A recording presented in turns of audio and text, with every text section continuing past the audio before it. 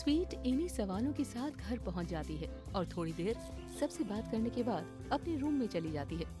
थोड़ी देर में कपड़े चेंज कर बालकनी में आकर बैठ जाती है। उसके मन में रुद्र को लेकर बहुत से सवाल आ रहे थे, पर जवाब एक का भी नहीं जानती थी। उसे बार बार लिफ्ट में हुए उस वाकये की याद आ जाती है। वो चाहकर भी ये सब भूल नहीं पा रही थी। तभी मीरा जी ने कहा, स्वीट बेटा, डिनर रेडी है, सब तुम्हारा वेट कर रहे हैं, जल्दी आओ। आ रहे हैं मॉम, स्वीट ने रूम से ही कहा।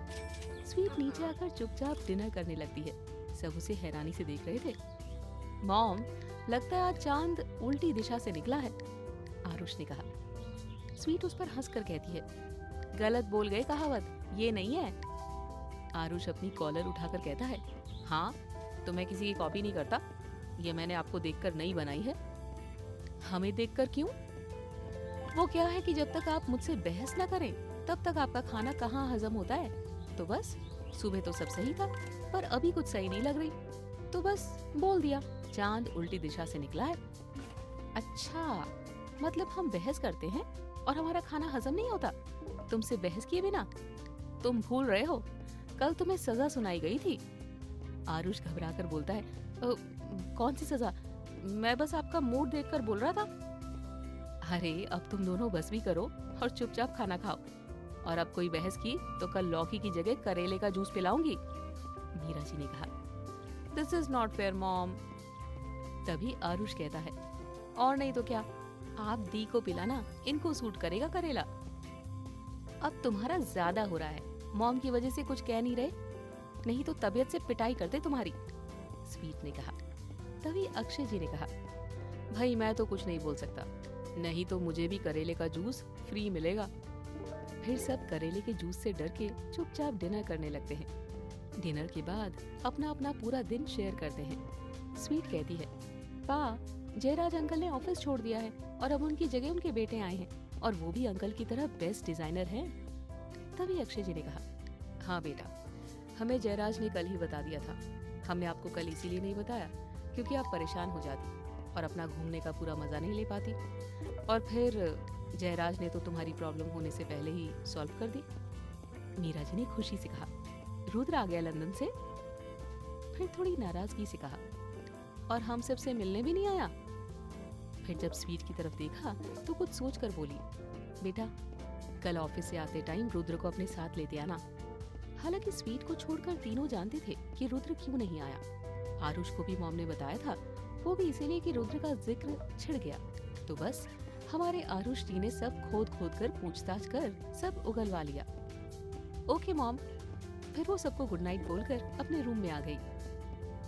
इस एक दिन में हम इतना कैसे उलझ गए, पता नहीं क्यों रुद्र को देखकर कुछ अजीब सा महसूस होता है। क्या है ये सब और क्यों? अब तो पा ही इन सब बातों का जवाब दे सकते हैं। तभी अक्षय जी स्वीट के रूम में आकर बोले, तो क्या जानना है हमसे हमारी प्रिंसेस को? स्वीट अपने पा के गले लगते हुए कहती है, आप कैसे हमारी हर प्रॉब्लम को जान लेते हैं, वो भी हमारे बिना बताए?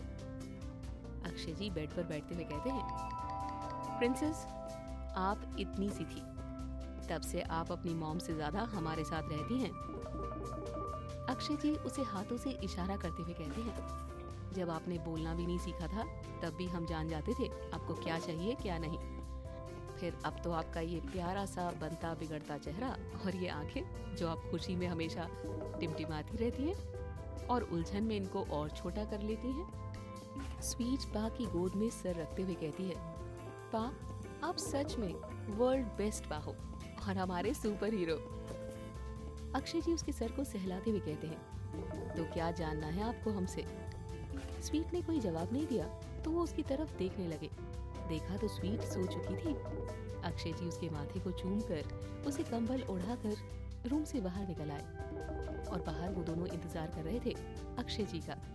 अब भाई सबको एक्साइटमेंट होती है बातें जानने की, तो फिर ये तो स्वीट की फैमिली है। अक्षय जी के बाहर आते ही उन दोनों के सवाल शुरू हो गए। क्या बात की, क्या बताया उसने, रुद्र के बारे में पूछा क्या? अक्षय जी ने कहा, आप दोनों भी ना हद करते हो, यहाँ बोलोगे तो हमारी प्रिंसेस जाग जाएगी। चलिए नीचे। दी सो गई क्या? कुछ बात भी की या नहीं? आरुष ने पूछा। तभी मीरा जी कहती है, ओहो बताइए भी, इतना क्या सस्पेंस बनाकर रखा है बेकार में ही। आप दोनों चुप रहेंगे तभी तो हम कुछ बताएंगे, अक्षय जी ने कहा। ठीक है, अब हम बीच में नहीं बोलेंगे, मीरा जी ने जवाब दिया। तभी अक्षय जी बताने लगे, प्रिंसेस ने अभी हमसे कुछ नहीं कहा और ना ही कुछ पूछा, और अभी हम उन्हें बताना भी नहीं चाहते। तभी आरुष पूछता है, पर क्यों पा, दी को तो पता होना चाहिए सब कुछ। अक्षय जी ने कहा, हाँ पर अभी हम चाहते हैं कि वो दोनों पहले अच्छे दोस्त बन जाएं, और हमें पता है प्रिंसेस किस उलझन में है, तो हम बस यही चाहते हैं कि उन्हें थोड़ा और उलझने दिया जाए। इधर राठौड़ विला में रुद्र अपने रूम में कहता है, कितने सालों बाद आज सुकून मिला है, पर आप काफी बदल गई हैं स्वीट। बस अंधेरे से डर अब भी नहीं गया। प्यार तो मुझे तुमसे पहले भी था, पर अब और भी ज्यादा बढ़ गया है। और स्वीट के बारे में सोचते हुए गहरी नींद में चला गया। सुबह कपूर मेंशन में स्वीट डाइनिंग टेबल पर है। मॉम जल्दी से नाश्ता लगा दीजिए, हमें जल्दी ऑफिस पहुंचना है। तभी मीरा जी कहती हैं, आज इतनी जल्दी क्यों मचा रखी है? स्वीट ने कहा, मॉम आज रुद्र को सबसे मिलवाना है और क्लाइंट की रिक्वायरमेंट को देखते हुए डिजाइन्स बनवाना है। मॉम हमारा हो गया, हम निकलते हैं, बाय। तभी मीरा जी कहती है, अच्छा बाय, आराम से जाना और आते हुए रुद्र को लेते आना, भूलना मत। Okay mom. स्वीट अपने केबिन में चली जाती है। रुद्र अभी तक आया नहीं था तो वो अपना काम करने में बिजी हो गई थी। कुछ देर बाद उसने अपनी सेक्रेटरी को बुलाया। पूजा गेट नॉक करते हुए बोली, मे आई कम इन मैम? यस। पूजा आज जितनी भी मीटिंग्स हैं मुझे उसकी डिटेल्स चाहिए आधे घंटे के अंदर। Yes ma'am. और वो अपनी टेबल पर चली जाती है। थोड़ी देर में रुद्र भी आ जाता है और देखते ही देखते लड़कियों के होश उड़ जाते हैं। रुद्र ने कैमल कलर की पैंट पर नेवी ब्लू कलर का शर्ट पहन रखा था। बाल उसके सेट किए हुए थे, जिसमें कुछ उसके माथे पर भी बिखरे हुए थे। लड़कियां उसे देखकर आहें भर रही थी। वहीं लड़के अनुमान लगा रहे थे कि आखिर ये कौन हो सकता है। तभी जिया पूजा से कहती है, यार कितना हैंडसम बंदा कौन है और ये हमारे ऑफिस में क्या कर रहा है? इसे तो फिल्मों में होना चाहिए। शिखा उन दोनों से कहती है, वो कोई भी हो पर वो मेरा शिकार है, इसको तो मैं अपना बना कर रहूंगी। पूजा उस पर हंसकर कहती है, तुमने अपने आप को देखा है? और स्वीट मैम कितनी हॉट, क्यूट और स्मार्ट है, तुम्हें कहीं और ट्राई करना चाहिए। तभी जिया ने कहा, सही कह रही है वो। शिखा खुद से कहती है, चाहे कुछ भी हो जाए, ये जो भी है मैं इसे पाकर रहूंगी। तभी पूजा स्वीट के कमरे में आती है। मैम आज सिर्फ एक ही मीटिंग है, लंच के बाद में यहीं ऑफिस में। ओके अब तुम जाओ। रुद्र स्वीट के पास ना जाकर केबिन में चले जाता है। स्वीट रुद्र को कॉल करती है। रुद्र कॉल रिसीव करता है और हेलो कहता है। तभी स्वीट उससे कहती है, रुद्र आप ऑफिस नहीं आए अभी तक? आ गया हूँ, अपने केबिन में हूँ, कुछ काम था क्या? ओके हम आते हैं आपके केबिन में। स्वीट रुद्र के केबिन में जाकर उसे बाहर ले आती है सबके पास। अटेंशन एवरीवन, हमें आप सबको हमारे ऑफिस के नए ड्रेस डिजाइनर से मिलवाना है। तो ये है मिस्टर रुद्राक्ष राठौड़, मिस्टर जयराज राठौड़ के बेटे और नए डिजाइनर भी। सब उसे दूर से ही बधाई देते हैं, लेकिन शिखा इतराते हुए इसके पास जाती है और कहती है, हेलो सर, मैं जयराज सर की असिस्टेंट थी और अब से आपकी। रुद्र उसके हाव भाव देखकर कहता है, नो मुझे असिस्टेंट की जरूरत नहीं, मैं अपना काम खुद कर सकता हूँ। फिर स्वीट को देखकर कहता है, आपको कोई एतराज तो नहीं? नो नो, हमें क्यों एतराज होगा, ये आपकी चॉइस है। चलिए आप सब भी अपना काम करिए और पूजा मीटिंग की तैयारी कर लेना। सब अपने अपने काम में लग जाते हैं और शिखा, उसका तो बुरा हाल था, रुद्र ने मना जो कर दिया। शिखा थी तो मिडिल क्लास फैमिली से, पर ख्वाहिशें बड़ी थी। हैंडसम और अमीर लड़कों को अपने जाल में फांसकर पैसे ऐंठना उसे अच्छे से आता था। ऑफिस में सभी को उसके बारे में सब जानकारी थी। उसने सोचा था असिस्टेंट बनकर रुद्राक्ष के करीब जाने का मौका मिल जाएगा, लेकिन रुद्र ने तो पानी फेर दिया उसके सपनों पर।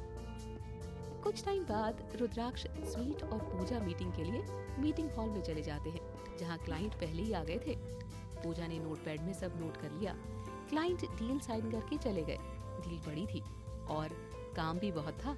1 महीने का वक्त मिला था, इसीलिए सब अपने काम में लग गए। 7 कब बज गए काम करते हुए पता ही नहीं चला। स्वीट अपने सामान समेटकर रुद्र के केबिन में चली गई।